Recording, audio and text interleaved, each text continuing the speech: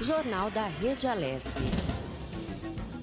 Então, vamos abrir os nossos trabalhos aqui no Jornal da Rede Alesp com a nossa primeira entrevista. A gente vai falar sobre o Fevereiro Roxo.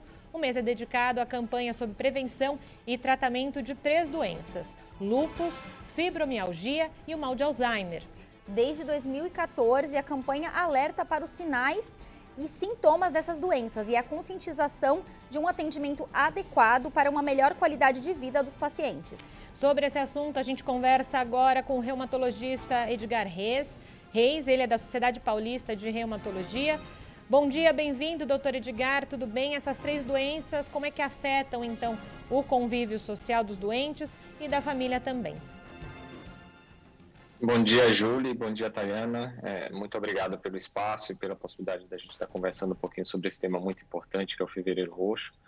Então, na verdade, são 3 doenças que, apesar de elas serem muito diferentes entre si, nem sempre têm um espaço adequado para divulgação de informação de qualidade, né?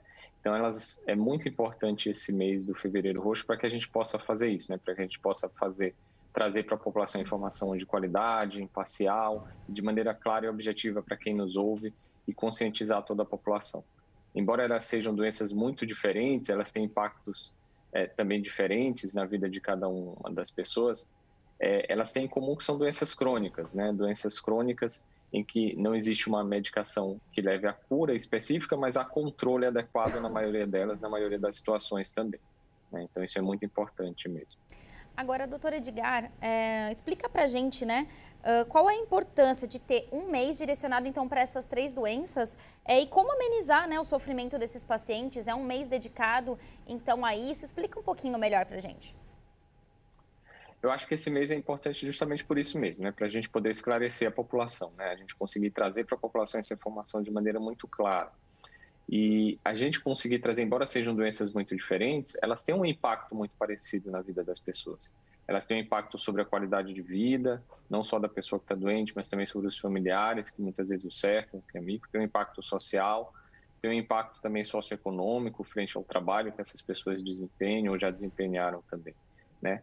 Então, a relevância desse mês é isso. Eu acho que a gente trazer à tona uma doença, a gente trazer a população para frente desse processo também, trazer conhecimento para que o paciente possa enfrentar melhor esse processo, os familiares, e também tornar pública, né, trazer, de certa forma, uma conscientização pública para a formação também de políticas públicas, né, para que possam ser feitas políticas públicas em relação ao tratamento, em relação à prevenção, em relação à reabilitação desses pacientes também. Acho que isso é que é o mais importante.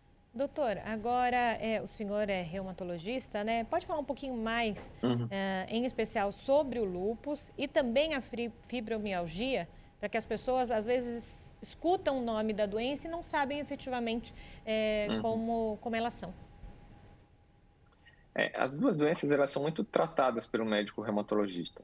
Embora o mês das 2 doenças seja agora em Fevereiro Roxo, elas são doenças muito diferentes, né? Eu posso começar falando um pouquinho sobre a fibromialgia. A fibromialgia é mais comum, é mais frequente que o lúpus. É uma doença que ela não é autoimune, ou seja, você não tem produção de anticorpos, você não tem produção de células inflamatórias, ela não é uma doença inflamatória, mas ela é uma doença que se caracteriza em que o paciente ele tem um quadro de dor crônica, ou seja, uma dor que persiste por mais de 3 meses, e é uma dor difusa, acomete o corpo inteiro. Então, é muito comum daquele paciente que se queixa de dor no corpo inteiro ser uma melhora por mais que 3 meses. Em que a causa dela é uma alteração na produção e na liberação de alguns neurotransmissores que fazem o controle da dor. Então, a partir do momento em que você tem essa alteração nos neurotransmissores, você tem uma dor mais crônica. E esse quadro de dor crônica ele pode estar associado muitas vezes a distúrbios do sono, insônia, apneia do sono, roncos frequentes, mexer muito as pernas durante o sono, por exemplo. Pode estar associado a algumas doenças do ponto de vista psicológico, psiquiátricas, como, por exemplo, depressão, ansiedade, transtornos obsessivos compulsivos e principalmente a falta de atividade física. Então, por isso que quando a gente fala do tratamento da fibromialgia, a gente fala que o exercício físico ele é fundamental. A gente fala muito de um tripé, avaliar a atividade física do paciente, avaliar se o paciente tem algum distúrbio do sono e avaliar também se o paciente pode ter alguma alteração psicológica ou psiquiátrica que precise também de um tratamento. Por outro lado, quando a gente fala do lúpus, a gente já está falando de uma doença com outro espectro. É uma doença que você já tem uma produção de autoanticorpos, ou seja, o próprio organismo começa a produzir anticorpos e células que vão atacar algumas estruturas do corpo. Então, o lúpus ele é mais comum em mulheres mais jovens, do período desde que tem a primeira menstruação até antes da menopausa, ou seja, são mulheres e pacientes muito jovens, com uma expectativa de vida imensa, cheias de sonhos, né? Aí estão sendo criados nessa fase da vida de todos nós. E esses anticorpos que são produzidos pelo próprio organismo, eles atacam as células do sangue, eles podem atacar as articulações, pode atacar algumas estruturas do coração e pulmão, mesmo do sistema nervoso central, levando a sintomas sistêmicos, por isso que a gente chama de lúpus sistêmico, né? Pode acometer qualquer fase do organismo. E alguns fatores podem ajudar a desencadear a radiação ultravioleta da exposição solar, algumas infecções, né? E o tratamento já é feito de uma outra forma diferente da fibromialgia. O tratamento ele já é embasado em medicações que vão diminuir a produção desses anticorpos, né? E de células inflamatórias, que muitas vezes são o que nós chamamos de medicamentos imunossupressores ou drogas imunossupressoras. E é muito interessante isso, porque os anticorpos eles são importantes para a gente. A gente está falando de uma época de infecção que a gente está vivendo, então a gente todo dia está produzindo anticorpos contra uma série de substâncias, e bactérias e vírus, né? Mas no caso das doenças autoimunes, esses anticorpos eles se voltam especificamente contra alguma estrutura do corpo, como no caso do lúpus. Agora, doutor Edgar, no caso da fibromialgia, né?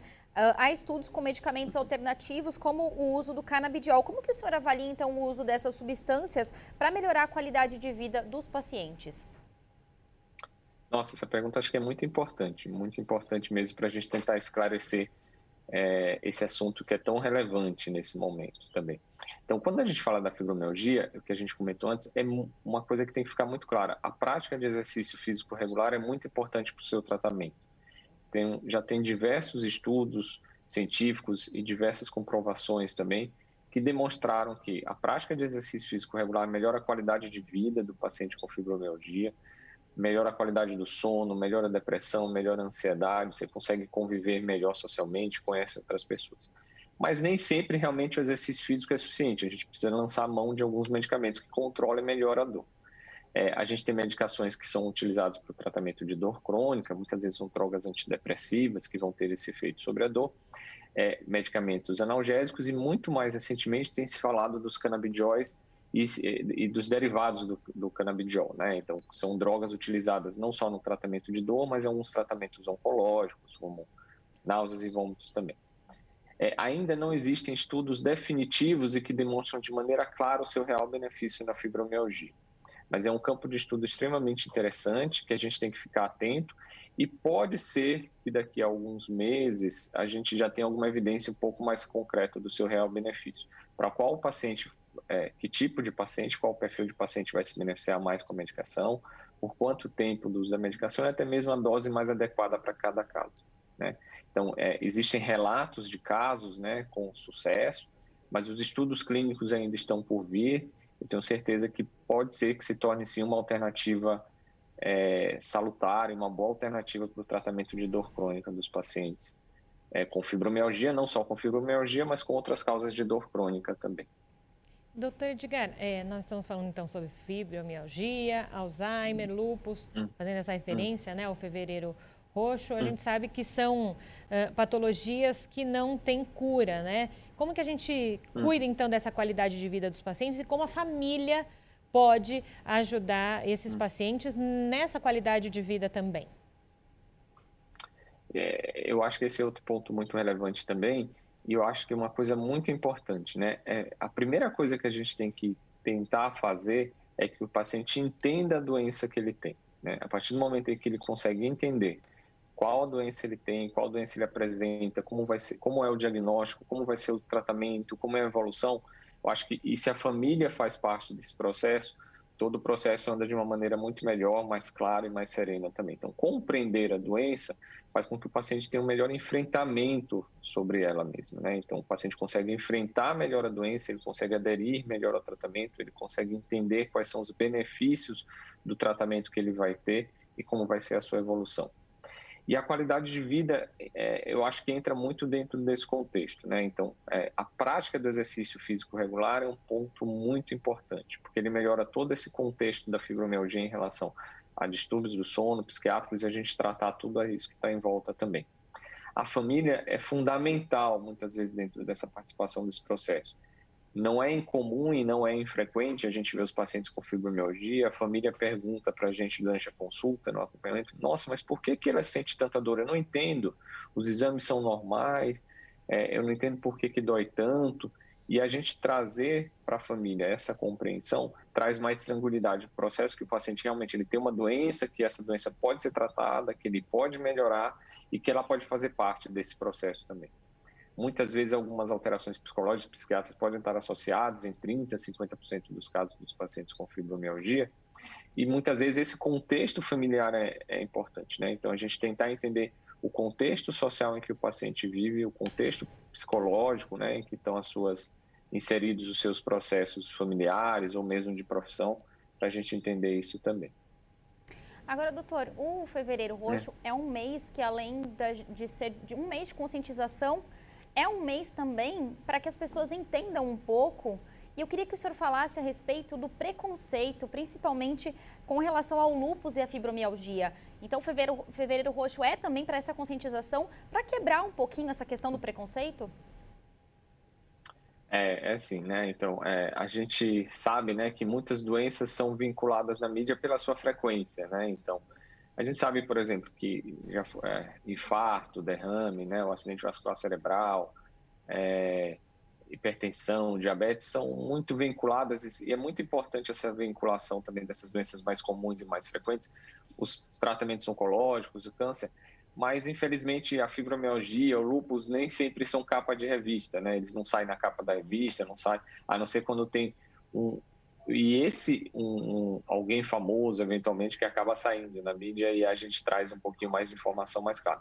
Mas acho que esse mês é muito importante para isso mesmo, para trazer essa informação para a população. A gente conseguir trazer para a população de uma forma muito clara, né? Então, é muito comum também, quando a gente vai atender o paciente pela primeira vez, ele fala assim, nossa, mas eu nunca escutei falar dessa doença, né? O que será que ela vai trazer para mim? Qual é o impacto dessa doença sobre a minha vida? Né? O que eu posso fazer para participar desse processo junto também, né? E o paciente muitas vezes vai procurar uma informação na internet, né? Essa informação na internet, de certa forma, ela é desvirtuada, ela pode ter um viés para um lado nem sempre tão verdadeiro, e aí o paciente pode entrar, de certa forma, em desespero por uma falta de informação. E quebrar o preconceito, né? Você trazer os novos conceitos, trazer essa informação nova, né? Então, de como vai ser a vida do paciente daqui para frente, que o paciente pode ter uma vida completamente normal, né? Eu sempre falo para os pacientes, assim, quem tem pressão alta tem que ter cuidado com o exercício físico, com a ingesta de sal, com o peso, enfim. O diabetes, do mesmo jeito, cuidado com o açúcar. E quem tem a fibromialgia e quem tem o lúpus tem que ter alguns cuidados específicos com relação à sua doença também, né? E isso faz parte desse processo. Então, esse mês ele é muito importante. E para que também o paciente ele consiga procurar o médico mais indicado, né? Então, para que ele procure o reumatologista se ele tiver alguns sintomas que surgiram algumas dessas doenças também. Doutor, pelo que eu entendi aqui, a campanha surgiu em 2014 lá em Uberlândia, Minas Gerais, mas não existe um calendário oficial dessa conscientização. Claro, muita dessa conscientização é feita por ONGs e as prefeituras e governos acabam aproveitando também isso para falar, mas não existe uma oficialização para esse calendário. Como é que, então, o poder público, os legisladores podem ajudar nesse processo, podem ajudar para que o Fevereiro Roxo seja algo dos calendários oficiais dos municípios? Eu acho que eles podem sim, eu acho que eles podem ajudar e trazer isso para a pauta, né, do legislativo também, né, trazendo isso para a pauta e divulgando isso como vocês estão fazendo. Eu acho que isso é muito importante, trazer para a pauta legislativa esse processo, né? E a partir daí, se pensar em políticas públicas que podem ser feitas, né? Políticas públicas mais simples, né? Desde acesso à prática de exercício, acesso a medicações, acesso ao sistema de saúde, né? Que possam ser feitos para esses doentes, não só naquele mês de conscientização, mas também de uma maneira permanente, né? Mas que esse mês de conscientização sirva para se tem um alerta a respeito desse processo, um alerta a respeito dessas doenças também. Mas eu acho que o poder público ele tem um papel fundamental e ele tem um papel de permitir e de trabalhar a fim de que os pacientes consigam ter esse melhor acesso frente a essas doenças também, né? Para eles conhecendo sobre a doença, eles podem legislar melhor também sobre essas doenças também. Tá certo, doutor Edgar Reis, reumatologista da Sociedade Paulista de Reumatologia. Eu queria agradecer aí a sua participação aqui no Jornal da Rede Alesp. Muito obrigada. Obrigado, Júlia. Obrigado, Tayana. A gente está sempre à disposição para vocês, tá bom? Muito obrigado. Bom dia.